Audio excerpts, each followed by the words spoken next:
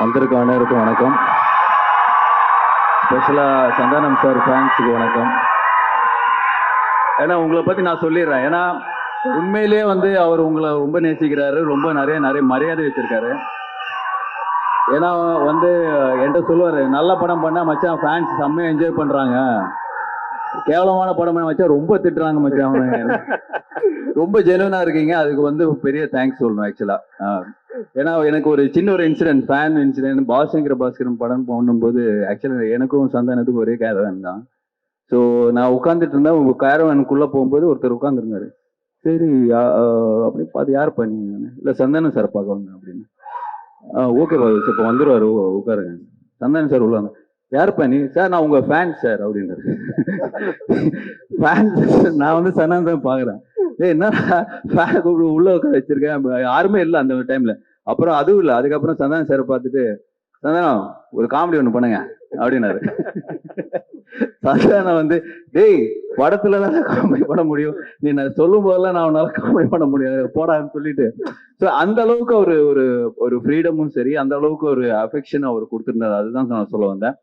And கண்டிப்பா வடகுப்பட்டி ராமசாமி மிகப்பெரிய success ஆகும்னு நம்பிக்கை இருக்கு. ஏன்னா நிறைய பேர் இந்த படத்தை பார்த்துட்டு அவங்களோட ரிவ்யூஸ், நிறைய டைரக்டர்ஸ் படம் பார்த்தீங்க. அவர் யூஸ்வலா வந்து ஒரு படம் பார்த்தா யாருக்குமே காட்ட மாட்டாங்க. பட் கார்த்திக் யோகி வந்து I think is a very confident டைரக்டர்னு சொல்லுவேன். தட்ஸ் வை இஸ் ரொம்ப ஓப்பனா நிறைய சஜஷன்ஸ் இருக்கட்டும். என்கிட்டே வந்து மச்சான் படம் பாருன்னு சொல்லிட்டு 2 மாசமா சொல்லிட்டு இருக்காரு. பட் சரி, இன்னொரு ப்ரொடக்ஷன் ஹவுஸ் படம் பார்க்க கூடாதுன்னு சொல்லியிருந்து நான் ரிலீஸ் அன்னைக்கு பார்க்குறேன்னு சொல்லியிருக்கேன்.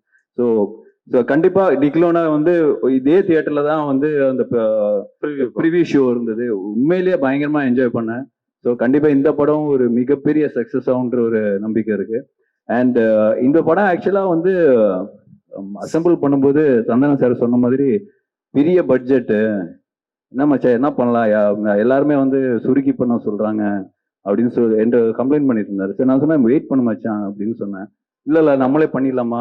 நான் சொன்னேன் ஏற்கனவே நீ நிறைய பண்ணிட்டு இருக்க, இதுக்கு மேல நீ வந்து எவ்வளவுதான்டா தாங்குவேன், நீ வெயிட் பண்ணு, நல்ல ஒரு ப்ரொடியூசர் வருவாரு, நீ வெயிட் பண்ண அப்படின்னு சொல்லிட்டு இருந்தேன்.